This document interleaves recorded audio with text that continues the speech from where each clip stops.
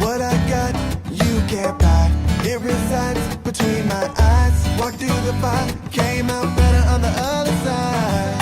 See, life's like a beach if you find the sand. Right now, I feel like $100,000. You are listening to Inspired Insider with your host, Dr. Jeremy Wise. Dr. Jeremy Weiss here, founder of InspiredInsider.com, where I talk with inspirational entrepreneurs and leaders like the founders of P90X, Atari, and some of the top direct response marketers, Joe Sugarman, Ron Popeil, and many more. Our sponsor today is Rise25.com that helps service-based professionals, doctors, lawyers, accountants, dentists, coaches, even copywriters, stop just trading time for dollars and shift from one-to-one client work to one-to-many. Rise 25 is an accountability and group coaching program and retreats. As Jim thinks I was doing it from a lobby of a hotel, but this is actually from one of the retreats that we do here. And it was founded by my business partner, John Corcoran, and myself, where we bring together like-minded entrepreneurs from different client-serving backgrounds. You can go to rise25.com, check out more, and you could download your free dream product ladder, which helps you map out your dream business on one sheet of paper. So check it out. And I'm very excited. The buzz is all about Jim Edwards and funnelscripts.com. So today we have Jim Edwards. He's a top direct response marketer, entrepreneur. Jim started back in 1997 writing ebooks, and today has a very popular software product that helps shortcut the process of writing copy for e-commerce, webinars, and much more. You can find it on funnelscripts.com. You know, what's interesting about Jim, we were talking, is he's been on the forefront of different industries. So usually what's happening with ebooks, webinars, whatever it is, he's probably into it, who knows, 3 to 5 years before it becomes popularized. And I guess, Jim, your mom test, which if your mom has heard about it, when she heard about ebooks, it's time to move on to something else. It was time to go when my mom started talking about writing her own ebook and publishing it. I said, "Ooh, wow, it's definitely mainstream. That profit gap has closed. It's time to find the next thing to do." Right. We often talk about successes, and your successes, Jim, when I'm doing my research, are compelling because you've gone through a lot of challenges. After you had success in real estate and mortgage banking, you left the industry to launch your own business early on, and in a few short years, you, I guess, putting it lightly, lost it all. Lost everything that you acquired, and there was a struggle there. And on top of it, you throw on a heart condition that landed you in the hospital, and you had to declare bankruptcy. So I want to start there. And 2 to 3 years, you made it all back, but it was a real low point there.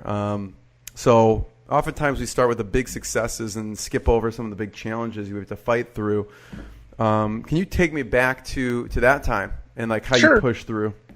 Well, it's interesting. When I got out of college, I was fired or quit from 7 different jobs in the first 18 months I got out of school. I got a degree in history, which qualified me to do absolutely nothing. The best job I could get was delivering pizzas for Domino's. And so I sold weight loss for Nutrisystem. I was a telemarketer. I sold insurance and securities, and I sold all this different stuff. And that was really when I learned about sales, because once I figured out sales, then I went to work in the mortgage business. It's funny, I sold a lady, I was working for Nutrisystem, and I sold a lady who was interested in losing some weight. And she said to me, you'd be really good in my business. I said, well, what the hell? I've been in every other business. What do you do? And she said, well, I'm in the mortgage business. She told me about it. I said, you know what? I think I could sell money to people who really want money. And so I ended up, I was 23 years old. I was making 6 figures, had my own house, had a paid for Acura. I was wearing $400 suits back in 1992. I had the world by the tail. And unfortunately, I thought that I had the world by the tail and thought I knew everything. And so I said, hey, I'm successful at this. I'm smart. I'll go do this other thing. So I got involved in a business with a couple of friends of mine and managed to lose everything, then rack up a whole bunch of debt because I figured it was going to turn around. And we ended up, I ended up having to declare bankruptcy, and I was living in a trailer park. So I went from paid off car, paid off house to living in a trailer park. That sucked. But when things like that happen, you tend to become reflective. And what I realized was that I had gotten away from one of the key principles that applies to if you want to sell anything to anyone. And that is, you got to understand who do you help and what problem do you solve for them. And if you don't know, what problem do you solve, who do you solve it for, and how do you solve it? Those have been my 3 guiding questions that I ask myself, especially when I'm looking at any type of either a new website or anything like that. But it's, what problem do you solve, who do you solve it for, and how do you solve it? So once I kind of got that back in my mindset, I was exposed to the internet, and I wrote a book on how to sell your house yourself. And I tried to get it published by a publishing house. 40 rejection letters later, I just threw it in a drawer and forgot about it. Then I was at homecoming in 1997. I was drinking beer with one of my fraternity brothers, and he said, "Yeah, my dad and I, we got a advertising agency up in New Jersey." And he said, "We just got a web server. We're going to start doing web pages." I said, "What's web pages?" And he started telling me about the internet. Well, I said, "Do you think I could sell my book on the internet?" He said, "Well, I don't know. Why not?" So that really started this journey of figuring out how to sell, because that's really what it came down to, was figuring out how to sell. I had the book done. When I first sold it to people, I was sending them literally, you'd laugh, but I was sending them the Word document. There was no PDF. There was nothing. They got the fully editable Word document they got from me. And I sold it to this guy, and he said, "Hey, you can use this other thing, and that way you won't be giving people the Word doc." And so people helped me along the way, but I was just doing it. But the big thing that I learned, the mindset shift, was looking at a group of people and not thinking about what they could do for me, but thinking in terms of what problem do they have that I can solve, that I can charge them for. And that is when everything just when that gelled, and then I figured out the skills to be able to do it, because understanding that and then having the skills to communicate. And I mean, we're talking back when I was processing my orders, my credit card orders, through my aunt's craft store at the mall at that time. There was no online credit card processing unless you were, I was straight out of bankruptcy. There was no Google then.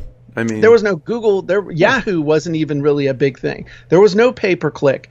You basically could maybe buy some banner ads, and there was this site called goto.com. So it was really a 4-year figuring all this stuff out. And I got up to the point where this thing was paying for, it was paying a house payment, 2 car payments, and an electric bill, but it was still a big struggle. Then I was introduced in February of 2001. I was introduced to the concept of a 1-page sales letter, which we all take for granted now. But back then, that was some cutting edge stuff, man. I had a 50-page website I was selling this book off of. And then I saw the light. I saw, oh my God, it's a sales presentation. It's a sales script. It's the same sales presentation that I used when I was selling insurance, when I was selling weight loss, when I was selling on the phone. It was like all these gears in my head went chink, chink, chink, chink, chink. And I changed in one day. I took that 50-page website, I converted it into a 1-page website, and sales went up literally overnight 250%. Now imagine that. You're selling, and then all of a sudden you make a change like that, and literally sales went up 2.5 times overnight. And I told my wife, I said, I'm gonna figure this out. Yeah. And a bunch of other stuff happened. Well, real quick, Jim. So I was doing some research, and one of the early, mentors was Marlon Sanders. Yes. Right? Yep, what did he tell you? Marlon was really the person who I saw using a 1-page sales letter. And so I was working for this company, and it was literally at a conference in Boulder, Colorado in February of 2001. I was speaking at that conference. I was working for a guy, and I was the vice president of special projects for a search engine company. Very fancy. And I had developed a product to show people how to get a #1 ranking on Yahoo, which back in 2001, man, that was the holy grail of traffic, was Yahoo. Right. So we had this product, and I was there. I had to speak, and I was selling it and stuff. And I saw Marlon, and I saw him do this presentation called The Amazing Formula. And it was basically his thing of 1-page sales letter. So I was talking to him in the hallway, and I was giving him a copy of my product for his thing. And I said, yeah, just a couple things I don't understand about bonuses and other stuff. He says, I love this dude. Marlon Sanders is a great guy. He says, Jim, that's the way he talked. He's like, Jim, all you have to do is just give away their USP as a free bonus. If you want to kill the competition, give away the USP as a free bonus. And that was another one of those that the heavens opened up. And it's like, duh! Because with my mortgage product, my real estate product, all these people were, spending money on mortgage calculators and listing their real estate and a couple other things. So what I did was I went and found software that I could give away. I got the rights to it. So I started giving that away as a bonus. I started giving away property listing pages. I started giving away forms that people would use to sell their house, and my sales skyrocketed again. Wow. So that was a big thing too. And that's a writer downer for everybody who's listening to this. It's huge. If you have a competitor who's kicking your ass, whatever their USP is, all right, don't steal from them, but whatever they're selling, you figure out a way that you can give what they're selling away as a bonus if people buy from you. And their children and their spouse will be out on the street before you know it. It's very satisfying. No, I'm just playing. No, I'm not playing. I'm dead serious. Yeah. So yeah, I mean, I had a lot of mentors as I went along, and I also learned with copywriting that originality isn't what gets you paid. It's understanding the proven patterns in sales copy that work. And so the problem is that, and this is where a lot of people run into issues, is that typically people who are awesome copywriters have trouble explaining how you can write copy too. It's kind of like, do the best football players make best coaches? Do the best salespeople make best managers? And so that was my thing, is I could see them doing it, but I needed to figure out how I could do it for myself. And so what I started seeing, instead of trying to write like them, I started looking for the patterns that they used and adapted the patterns for what I was doing. And that's when everything really took off as far as my ability to create copy quickly and do it. So instead of trying to write just like them, I was looking for the patterns that produced the result. Yeah. So and that's sorry if I'm kind of scattered. No, this is great. A lot of writer downers. I mean, just the fundamentals, Jim, right? Which is, who do you help and what problem do you solve, right? People just skip over those things. Sure they do. Right? So because they think I'm going to get rich. I mean, that's the thing. They think they go from the product or the service. This is the product or service that I'm going to offer. Now I got to go find an audience. And what you need to do is reverse that. Go find an audience with a hellacious problem. I mean a bad problem, not a hangnail, okay? When someone has a hangnail, they're going to go to Walmart. They might stop at Starbucks first and get a little something to drink, and then they go through the Band-Aid aisle and, maybe I'll get some bleeding trick type of problem. Yeah. I want somebody whose arm has been chopped off. It's hanging by a little piece of skin. All they can do is call 911 and have the ambulance show up. They're not going to ask the ambulance driver, hey, man, how much them bandages going to cost me? How much this ride going to be? How soon is it going to be for me to get home? How many people have you done this before that had this type of injury have you worked on? No. I want somebody who's in such bad pain that from the headline alone, they're going to go, holy crap, as long as this doesn't look like somebody who's advertising from jail, I'm going to buy from him. You see? Even if it's that urgent, they probably would get that, yeah. Well, they do have e-commerce stuff from jail, I guess. I don't know. It's interesting, though, Jim, with the proven patterns, right? And that's typically in your career, you follow proven patterns. You're not trying to, reinvent the wheel, whether it's someone who's an expert in one field. And that's kind of what's baked into funnel scripts. If anyone goes to funnelscripts.com, I believe you can watch a webinar. And if you watch that, you actually go through and it spits out like actual copy that is probably based off of proven patterns, whether it's warning, blah, blah, blah, the truth, blah, blah, blah. So talk about early on, you had this idea. What was the first iteration of you trying to bake this into a software? Because that seems, it's not an easy task.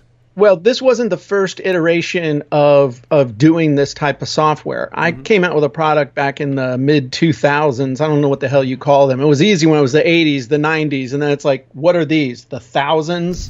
I didn't know what that was. So about 2005, I came out with a product called Mini Site Creator, and it was really, really popular. But it was one of those things. It was you had to do everything by hand. It was even writing the copy. So when I came out with Mini Site Creator version 2.0, that was the first iteration of doing software that if you filled out a form and you whacked a button, it would give you a result. In this case, it would give you one-page sales letter. It would give you what we call an ask page, a most burning question campaign, and then also what we would think of as a basic opt-in page. So that was my first time I did that.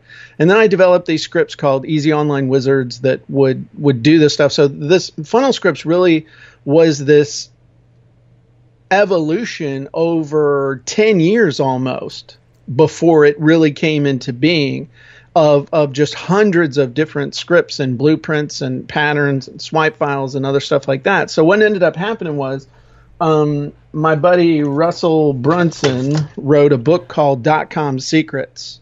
And in this thing, he just gave away the store as far as all these different things that he figured out how to do, patterns that he figured out. And a buddy of mine said, hey, read Russell's book. So I read it. I contacted him on Facebook. I was like, dude, this is a damn good book. And then one day, literally, I was out fishing with my wife and I was reading the book and I said, oh my God, I need to take these scripts that Russell's put in here and I need to turn them into software that people could use. And I had created a site around that, but just not with his scripts.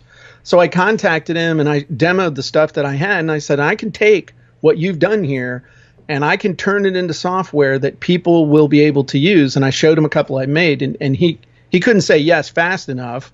And so that started a year-long process of taking that book and turning it into software. And it started out with 19 scripts when we launched Funnel Scripts. Now we're up over 30 scripts along with 4 downloadable pieces of software. So that's kind of where the idea came from. Was I had been doing this and developing this, so I didn't just yank it out of thin air. This is an evolution.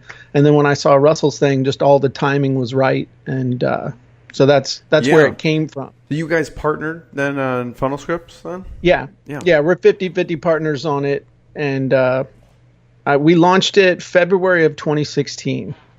So what's the most popular? Because there's a lot of different use cases, right, within when you get into Funnel Scripts. I know people are using it for e-commerce, webinars. What have you found is, I want to find the most popular and also use cases you didn't even think until people started getting in and actually using them, because probably people are using it for things you didn't imagine.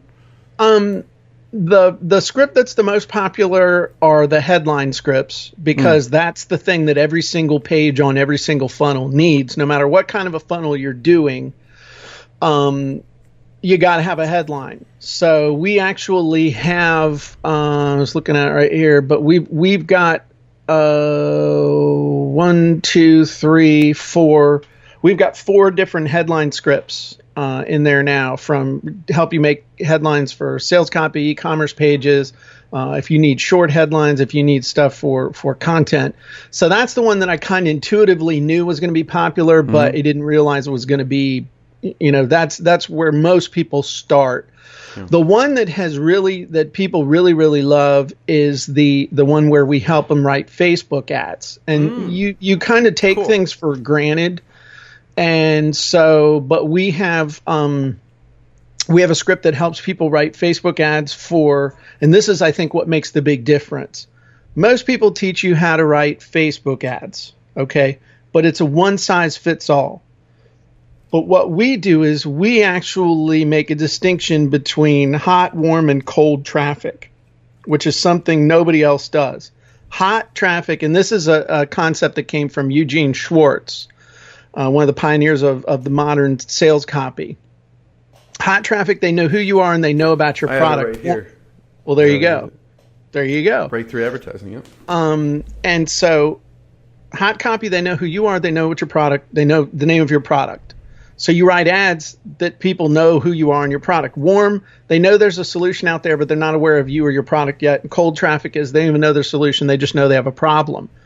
just by helping people to make those three distinctions, we've been able to help some people just revolutionize their business, because now they're running the right ads to the right people. And by the way, the ads are actually good. Right. So that's the one, honestly, that's been the most satisfying, because that's, again, where most people fall down, no matter what they're trying to sell, is not in being able to create a product, because people can create products. There's so many courses out there. There's just so many tools.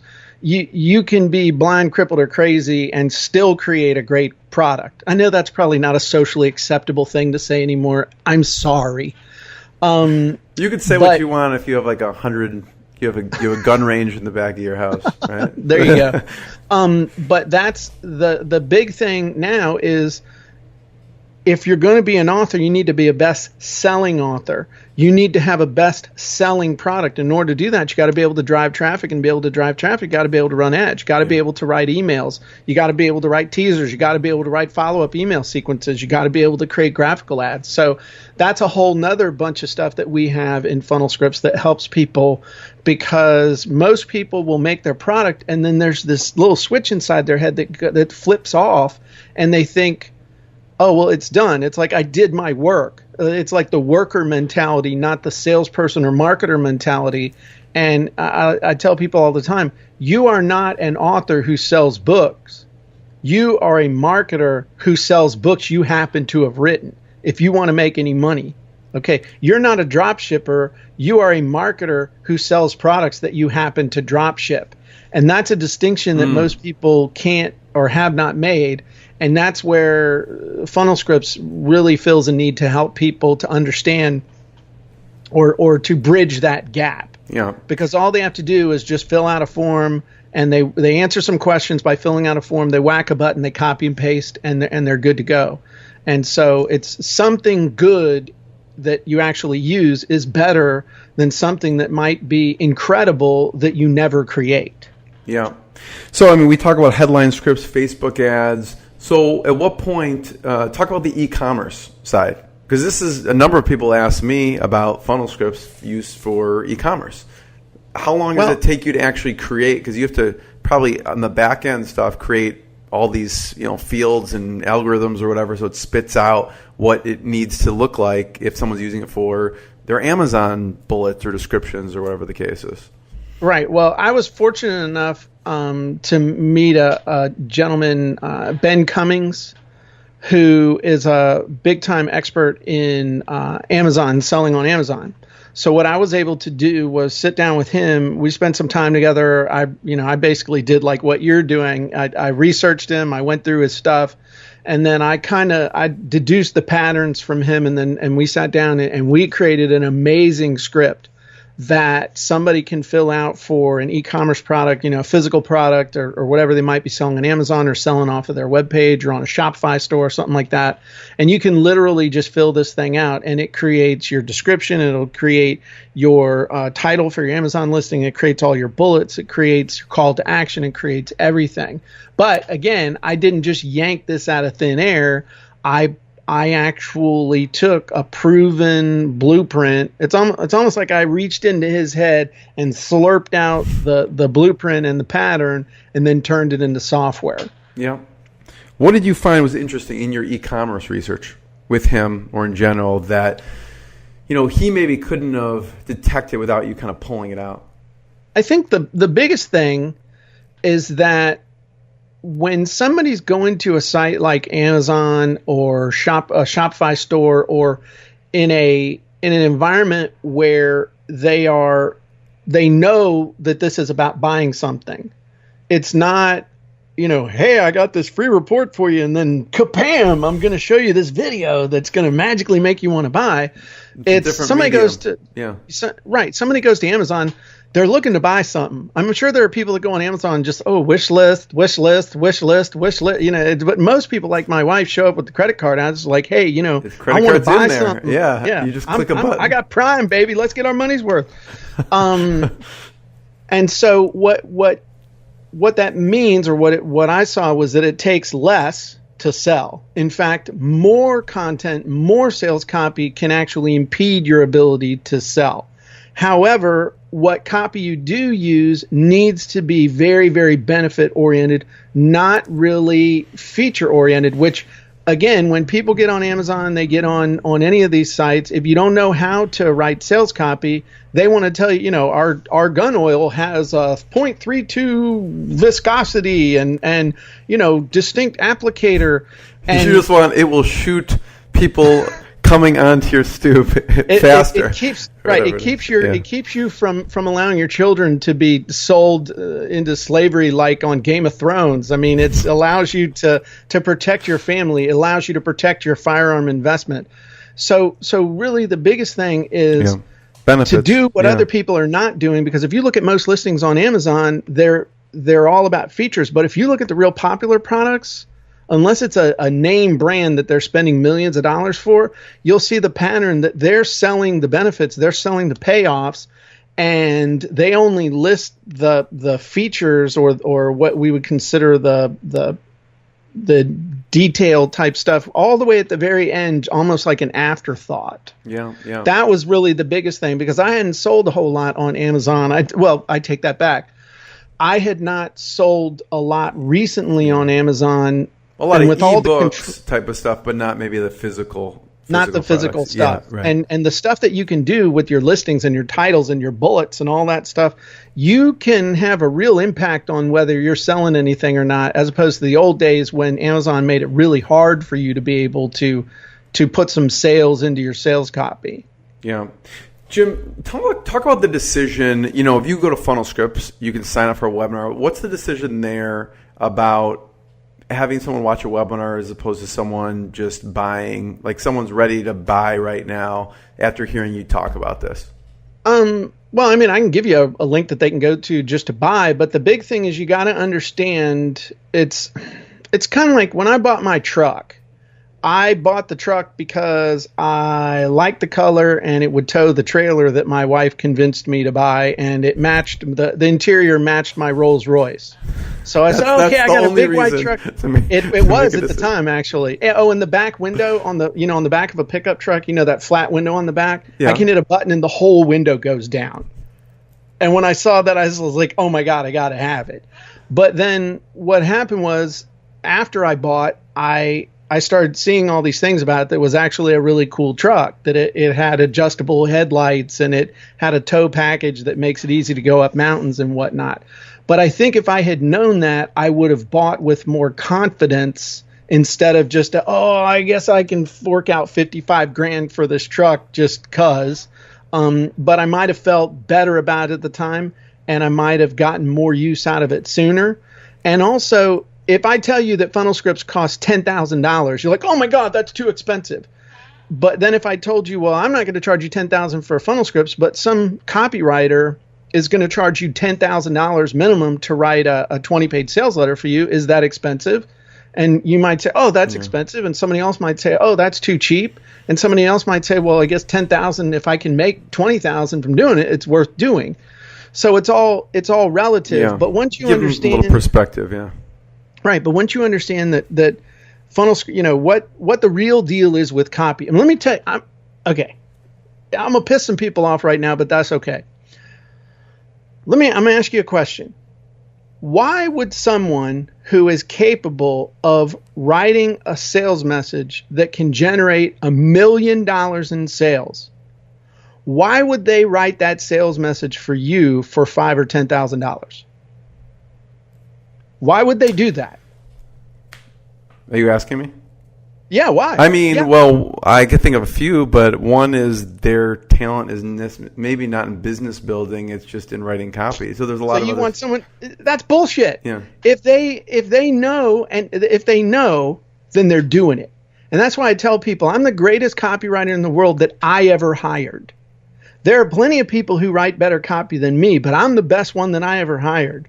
And I figured that if anybody was going to be able to do $100,000, $1 million, and $10 million sales letters, which I have done, it needed to be me, not me paying somebody else and praying that it would work. So that's my first question you need to think about, all right? Seriously, someone who can write that level of copy ain't going to do it for you for $10,000. Oh, for sure, yeah. Plus, you're going to have to wait in line. to be able to get them to work for you. So it's not like you don't have the flexibility to be able to say, hey, damn, I got an idea. I got an audience. I got a problem I want to solve, a way to do it. Let me run this out there and just see if it'll work. And so that's the first big point. And I can't remember the second point, so I'll think about it and it'll come back to me in just a minute. No, the second point is C point number one. C point number one, yeah. So that's that. I kind of went off on a tangent and I lost my train of thought, and I apologize. No, I like the tangents. It's basically, you were saying, if you could, someone could write it like a $10,000 or make $1 million off writing why would they do it for someone else? They'll just do it for themselves and probably not be hired. Yeah, I mean that's what Gary Halbert said. If you want to make, I don't remember the exact quote, but it's basically, if you want to make a fortune, you're going to need to learn how to do it yourself, because otherwise you're going to wait in line for a long time and you're going to pay a crap ton of money. Yeah. So, you were asking about the other thing is understanding about watching why we're doing the webinar instead of just saying, here's what it is. Yeah. You need to get the perspective on what copywriting is and why you need to be good with it yourself. And then you also need to see how something works. You don't buy a car without test driving it first, hopefully. But so you need to see how something works, see what it does, see how it performs. So that's the other reason. So then you've made a good decision. Right. Yeah, I just I always observe smart marketers and not always what they're saying, but actually what they're doing, right? And so in this situation, that's what you're doing, and to know some of the behind the scenes thought process of why that is. Well, one of the best things you can do from a sales copy perspective, if it is at all possible with your product, is to demo it. Is if you can, and you might think, oh, how's a demo sales copy? How is a demo not sales copy? If you can see, I once bought a $5,000 shrink wrapper based on a 20-second demo video. I mean, think about that. So if you can show somebody, again, back to what problem do you solve, who do you solve it for, how do you solve it, and if you can say, hey, Jeremy, I know you need to write a sales letter between now and Monday, and you have limited experience in creating sales copy, so let me take 2 minutes and show you this cool piece of software that you basically just fill in a form and whack a button and it kicks out the first draft of a really good sales letter. Oh, this is the other point I wanted to tell you. This is the thing you need to understand about people who write sales copy. People who write sales copy use these things called swipe files.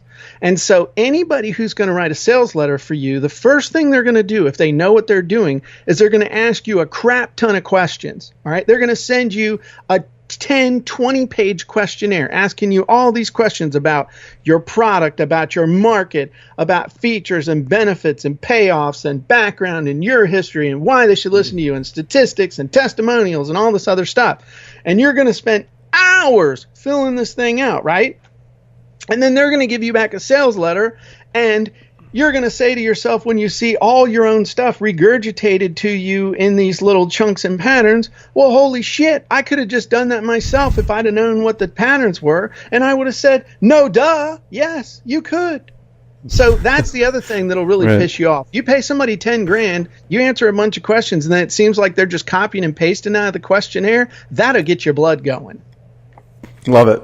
Thanks, Jim. So trends. I want to talk about trends because obviously you see trends because you're in the industry, maybe 2 or 3 or 5 years before someone else. What's going on now, in related to, obviously also because you have these customers coming into funnel scripts in different industries. What are you seeing now with funnel scripts that maybe you will introduce into funnel scripts or that you're just seeing in terms of patterns in business right now? The big thing is shorter. It doesn't take 20 pages to persuade anybody anymore. It's get to the point. It's hitting the emotional hot buttons with people. It's hitting the benefits and the fears and the desires and doing it quickly because people have the attention span of a gnat now. Think about since 2007, what's that thing in Facebook that they call, what's that called? Your news? The news feed? Feed. What's it called on Twitter? It's your Twitter feed, okay? people's attention span has gotten smaller and smaller and smaller. And it's the whole feed mentality. So instead of having one giant sales message that you put out there that's good for weeks or months or years, you literally have to come up with little sales message, bite-sized things that keep going out that are trying to hit people on whatever hot button to get them to take the next step that you want them to take. And that's the other thing, is that everybody's got to think of this. I mean, that's really why funnels are so popular now, is because marketing is very incremental. You have to view it as stages, where, the first stage is to get somebody to click off of Facebook, LinkedIn, email, whatever, AdWords, all these different things. Then the next step is I need to get them to opt in. Then the next step is I need to get them to convert. I think that's one of the trends that I don't think is ever going to go away. It's just got to happen faster. And the only way it can happen faster is you've got to understand your customer better than they understand themselves, so that you can accomplish as much in 20 words as it used to take 2 pages to do. It's like Mark Twain said one time, I wrote you a long letter because I didn't, I was short on time. Right, exactly. If I would have written you a short one, but I didn't have enough time to really think it through. So the shorter messages take more thought. So you need to pay attention to the patterns that get you. One of the ways that you can do that has nothing to do with funnel scripts, though everybody should be using funnel scripts, is pay attention to what gets you to stop in your feed. Because if we're in our own audience, which we really should be. I mean, I know that some people are like, oh, I'm going to be in the wedding niche. I'm going to be in the travel trailer niche, but I've never been married, and I'm scared to go outside, but I can do it. But normally we're in our own niches. So pay attention to the stuff that gets you to stop in your tracks in that feed. That to me is the biggie. The other thing is being able to close in person, Facebook Live video, being able to do short videos where you're able to speak persuasively. And speaking persuasively, again, it's just a script. It's just knowing what to say. It's like, hey, Jeremy, now that we've talked about Facebook, I'd like to invite you to come over to Funnel Scripts and watch a presentation about how you can create 3 different types of Facebook ads in literally 2.5 minutes. So go ahead and click the link real quick, and I'm going to give you a little quick presentation, a lesson on what I do in order to get click-through rates as high as 9%, which is 4,000 times the average click-through rate on Facebook. So go ahead and click the link. So, I mean, that you've got to be able to come up with those and be able to use them again. And you don't get rewarded by being original. You get rewarded by being effective. So shorter, more impactful, pithy, and understanding that you have to come up with multiple sales messages and use them rather than just having one that's going to be your, I wish I was an Oscar Mayer wiener, that coming up with that kept a company going for 20 years. Now it might keep you going for a couple days. Right. That's a scary thought. So Jim, I want to talk about systems for a second, because you have a lot of ideas. You have a lot of features, things that you're adding into the product. How do you keep track of all of them? Oh, that's easy. Yeah, there you go. I have... Oh, where's my piece of paper? Ta-da! I have a list. All I do is just write stuff down. It's not, it's not rocket science. I have a feature list of things that I want to do. I have a feature list of things that people ask for. And then, I just write it down, keep a track of it on a piece of paper. There's nothing magical about it. It's just write it down. But it's based on what users are telling me that they want. That's what I'm wondering, because some user could say some off-the-wall thing. How does it make it on the list? You have to be like, okay, I have to hear this from like 5 people before I actually do it, or... No, it's more... I look at it as a user, because I use funnel scripts all the time. That's the funny thing. I am the biggest user of funnel scripts there is. And so, like the other day, I needed to create a script. I was actually wanting to do a case study. So I needed to do a case study for another product I had, and I said, okay, I need to do this case study. So what questions am I going to ask? And then I said to myself, self, and myself said, yes. I said, so we can either do this once and we'll forget about it, or what we can do is we can make a script to make a case study. Yeah. And then we can let everybody be able to make case studies. And so that's another where they come from too. I know that if I need it, probably somebody else would need it. Yeah. And then explain to people, what's the difference between a testimonial and a case study and feedback. And so there's also a lot of education that goes along with this too, is explain to people what, how to use the stuff and why it's important.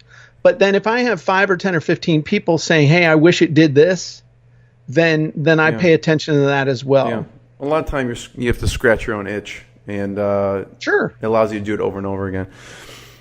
Jim, I really appreciate your time on this, and I know we only have a few more minutes left so you don't get yelled at by your wife. So I wanted to ask 2 questions and then point people towards where they should find out more about you, whether it's funnelscripts.com or any other places. The 2 last questions, one, I always, since Inspired Insider, I always like to know a low point and how you push through, and then a proud moment. And I know we talked about the hard point on the business side, but you also had that health scare that happened earlier. Yeah, I woke up one morning and my heart was going 180 some odd beats a minute in the top. You were young. The bottom right? couldn't keep. Yeah, I was 30.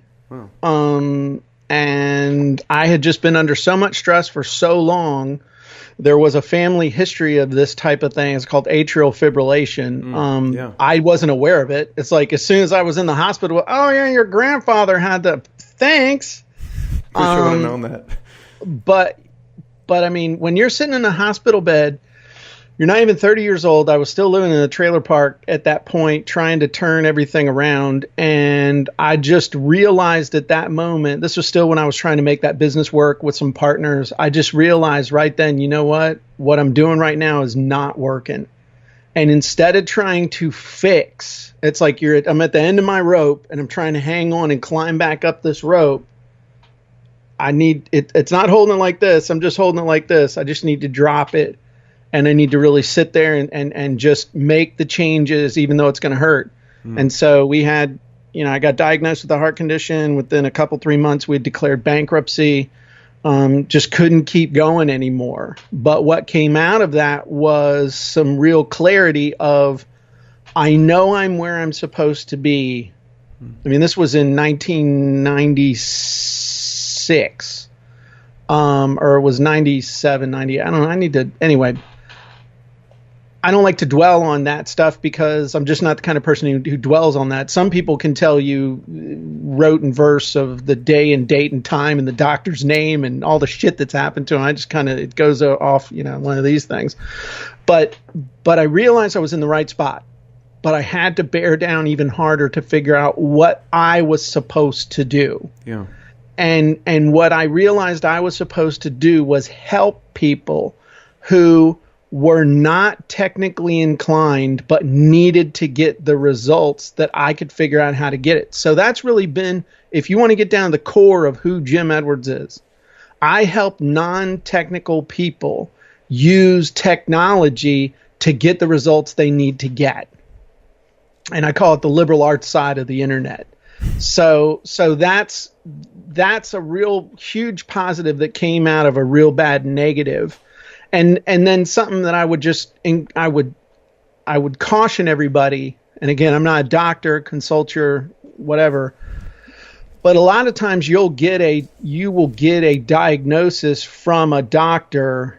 You don't necessarily have to accept that as your fate for the rest of your life.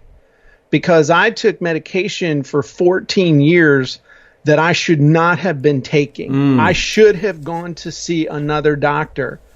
That I was taking some real powerful beta blockers, and they caused me to put on a ton of weight, caused me to have terrible mood swings, caused just a lot more problems than they solved. I decided I was going to get into shape, started getting into shape, but was still taking this medication and almost ended up dying as a result of the medication. Wow.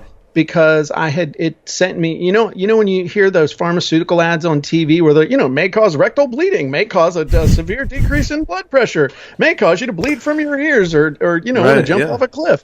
Well, I had that happen to me. My blood pressure dropped down to like 40/20. Wow. The only reason I'm alive is because I was next door at my next door neighbor's house at a party, and his daughter is a paramedic. Wow. And I collapsed, and she was standing next to me when I collapsed. Wow. And she saved my life. That's right crazy. there. So my point, though, is that you can... Don't ever let something like that define you. Let it give you clarity, and then figure out how to change your life and change your circumstances. Now, I'll be 50 this year.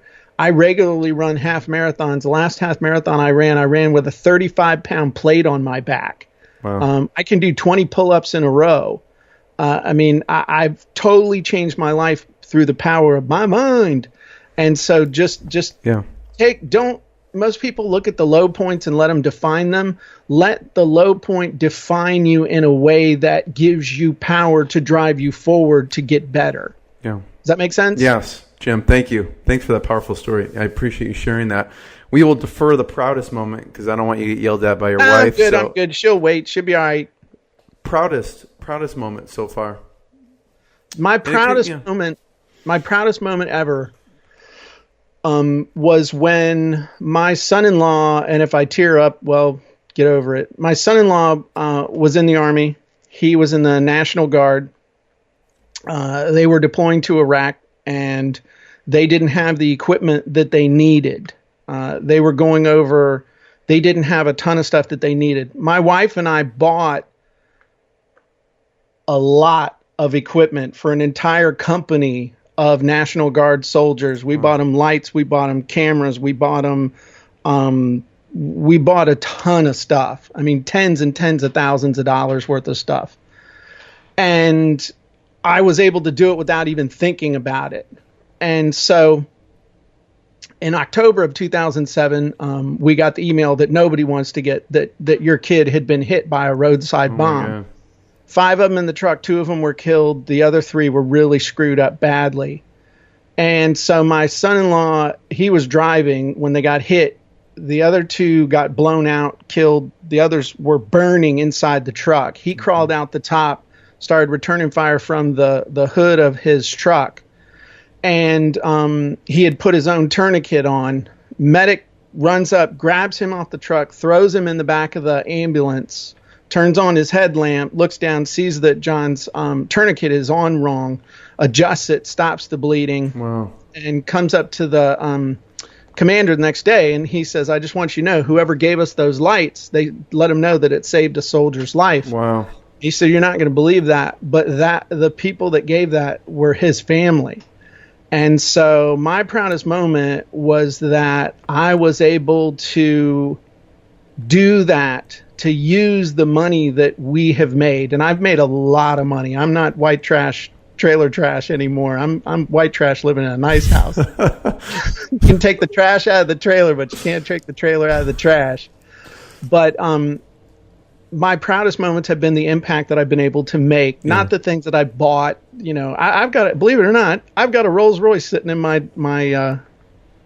garage. I thought you were half kidding about the interior matching your... No, it matches the truck. Oh my gosh. But none of that really gives me the pleasure of being able to help somebody and being able to have an impact on somebody's life. Yeah. And so now, like, whenever I go out to dinner, I like to pay, not because I'm the, I can pay.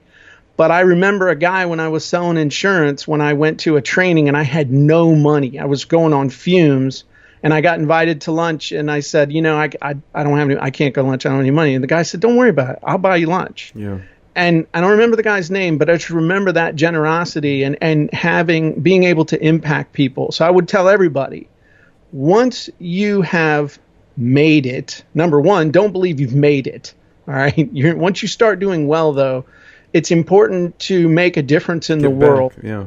And to make a difference that really is in ways that are important to you, because that's, in the end, the only thing you're going to remember is the impact that you had on the world. And so just That's what I would say about that. Yeah. Thank you. Wow. Jim, that should be on every single webinar you ever do. At the end, be like, I mean, not in a self-serving perspective of you should buy funnel scripts, but I mean, one of the reasons why you saved your son-in-law's life and other people in that arena is because you were able to sell things, in an effective manner, and that's the most powerful thing, which is that impact. So, thank you. There you go. Jeez. Yeah, thanks for having me. This was fun. So, people should go to funnelscripts.com. Anywhere else we should point them towards? If you want to see the musings of Jim Edwards and whatever else we have, you can go to thejimedwardsmethod.com. Yes. Great stuff there. You should check it out. That you put some stuff on Earl Nightingale, some videos there, and some of your thoughts. So everyone should definitely check out the jimedwardsmethod.com and specific/blog, and you can check out your musings and everything else. So Jim, I'm very grateful. Thank you so much for your time. Thanks for having me. What I got, you can't buy. It resides between my eyes. Walked through the fire, came out better on the other side. See, life's like a beach if you find the sailing right now. I'm feeling like $100 grand.